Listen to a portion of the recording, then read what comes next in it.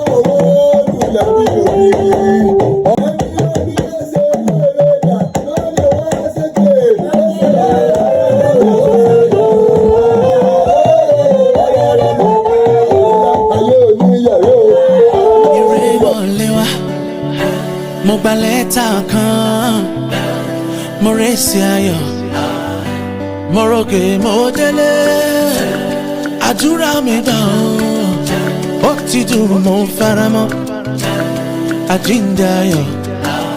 What you gonna do? I'm gonna do. I'm gonna call it over, okay. Life is beautiful, it's okay. Jésù ló kọrin dé, ayọ̀ mi dé. No more trouble, no more sorrow. I don't go beg, I don't go borrow. Jesus.